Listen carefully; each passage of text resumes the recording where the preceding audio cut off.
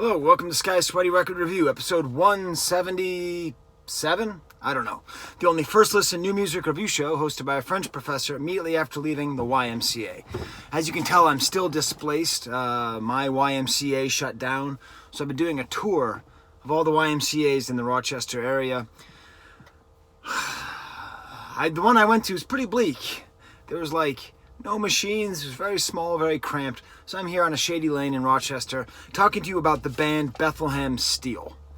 Now, usually I don't like to talk too much about biographies of bands, right? I don't like going into who they are or why they are or any of that kind of stuff.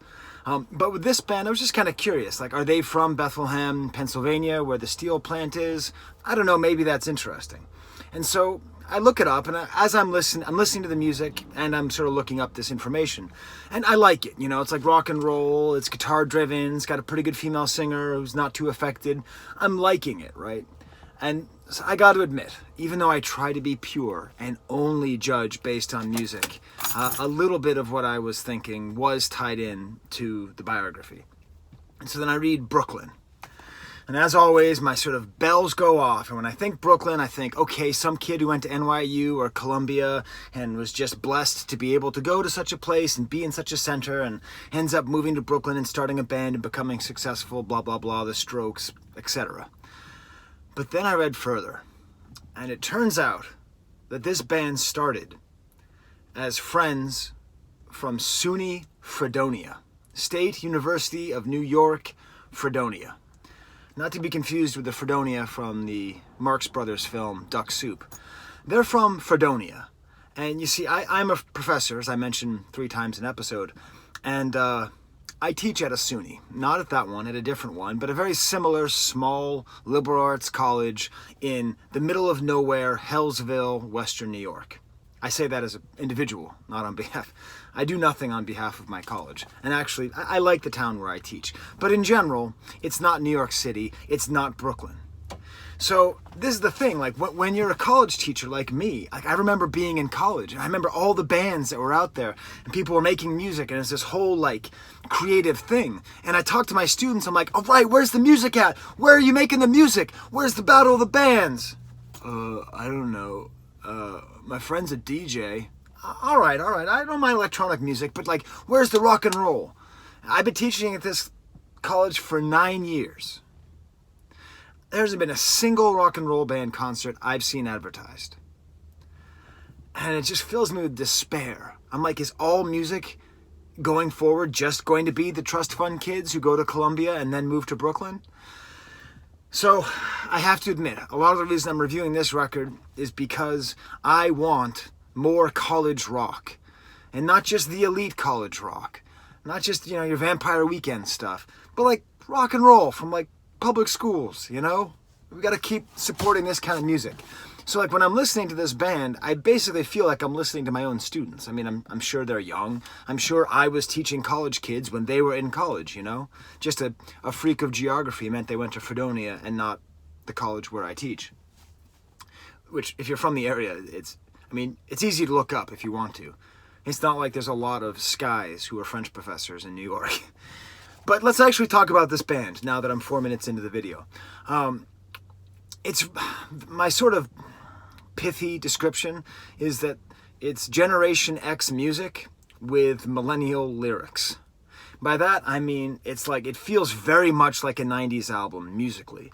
Guitar driven, some nice time signature changes. Do give them a shot, but give them a real shot. Don't listen to them too quickly and then turn it off. Basically every one of their songs has 4 or 5 parts. Sometimes it's maybe not quite that well integrated. It might be a little bit modular, a little too modular at times. But it's a sort of deceptively complex album because it's not like they're not Rush, right? They're not Tool. They're not doing all sorts of crazy things that are trying to freak you out. But there's a deceptive complexity to it. I'm going to close this. That light's too hot. It's hard doing these episodes in my car. There's this hipster dude walking in front of me right now with his iced coffees. Actually, he might even walk behind me. He's actually looking very much at my video. There he goes. Hipster, you see? Hipster dude with his iced coffee. He's still looking at me. I guess maybe that's his house. Anyways, so the music is very guitar driven, and it has these nice changes. I'm going to play a little bit of my favorite track on the album, my stamp. The stamp is called Bad Girl. And I just like listen to the sort of the way that they play with the guitar and the bass, and it kind of drones in. Like they had this kind of nice sort of like stereo effect going, kind of like a nice sort of pulsing thing that moves forward. I'm just going to play you the first, 30 seconds of the song when the singer comes in.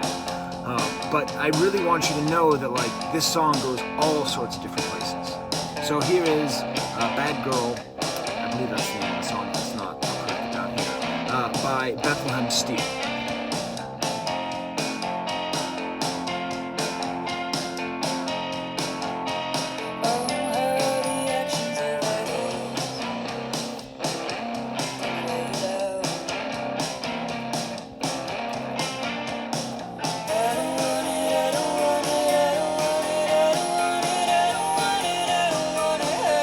I hope what you heard in there was the voice coming in.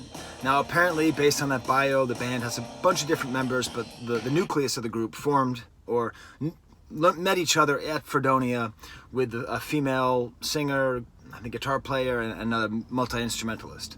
And the singer is interesting because, as you can maybe hear, she has, I don't know, sort of what I call like a low register whine. So she's not like whining, she's not like, nye, nye, nye, but in general, she has sort of a whine to her voice, but she sings at such a low register that it's not really a problem. You know, it never become annoying.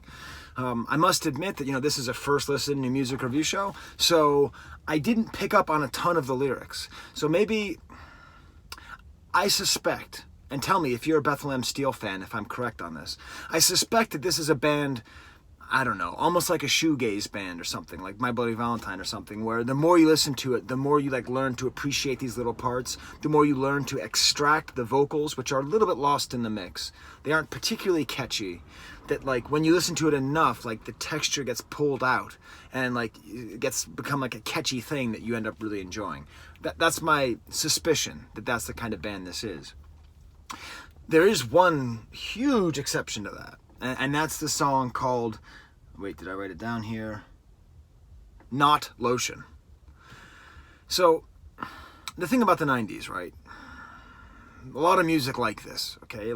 Seriously, if you played this for me, I would have thought it was made in the 90s, in a good way. But, the disaffected distance, the cool that was adopted by those in my generation at that time wasn't very useful. The sort of irony wasn't really that useful. And what I like about this singer, in the words that I was able to pick up and the lyrics, is that she is very earnest. And it seems as though she's very earnest and she's done a lot of therapy. Or at least she's worked on herself a lot. So, this whole song is just, I don't know. It's so earnest that it could be painful. But the music is good enough, and the lyrics are good enough, and it's just so goddamn honest with itself. It doesn't try to be cool at all. And in doing that, it manages to be cool. Does that make sense? So, I'll give you an example, okay? So she's it starts off with talking to somebody who's asking her if she prays or not. And she's just like, yeah, what are you doing with your life? And she's like, I'll tell you what I'm doing. I'm trying to repress as little as I can. Which is great. That's an awesome thing for a young person to say to some preachy jerk. I'm trying to repress as little as I can. I love it. And then at the end, she says, every emotion is valid. Which is a thing that you learn in therapy. I'm going to therapy later today. And it's true. And then she's just like, F, but she says the full word, but I try to stay clean on the show. F you! And it just goes and plays, and the guitars come in. So this whole song, she's talking, and you hear every single word. And it's very clear that where she's coming from is this very earnest place of sort of anger and trying to get that anger out and trying to be in touch with her emotion through her music. And God damn it, you'd think that that's what everybody's doing, but not everybody's doing that. A lot of people are trying to be too clever. A lot of people are trying to be too fun. A lot of people are just trying to cover everything up. And I think that's what that song is about, like not about smothering your emotions. So I really like that. I think you should listen to the song Bad Girl, and you should listen to the song Not Lotion, and kind of see like the dynamism of this record. Finally, the last track is a great mixture of both of those. It's got very earnest lyrics that are discernible, and just some, maybe the best music on the record. It's called Play Dark, and it's a really dark song, right? Like, I think it sounds like it's maybe even about family abuse. It's about some abuse, because the lyrics are, why don't you go F yourself instead of touching me while I sleep? It's like, oh, Jesus. But you know, we need this music out here. And she talks about being able to escape a family where women are hated. And so now all of a sudden, I'm thinking about her being in Fredonia, and she probably didn't grow up in Fredonia, but somewhere else in Western New York. And I imagine this sort of like repressive family, and then like through this music, she's breaking out and she's living in a great place like Brooklyn, and all of a sudden I'm like happy for my student, who's not my student, I don't know, who knows. But like, I feel this, I'm being patronizing. I can't help it. I'm an old man. You know, like, I feel like this kind of pride. And then the album ends with the words, good for you. And it's sort of, I think, ironic here. Kind of implying like, you know, you made it out of this family, but what good is it actually going to do you? So there's Bethlehem Steel. XR music with millennial earnestness. The pride of SUNY. We don't have that much to be proud of. At the school where I teach, character actor who played Shredder in the new Teenage Mutant Ninja Turtles went to that school. It's not exactly Harvard, but that's all right. All right, well, until next time, I'm going to go have some lunch with my sister-in-law at a really good restaurant here, right near that really bad Y. And until next time, I think I'm going to be reviewing some French music soon. There's the camera.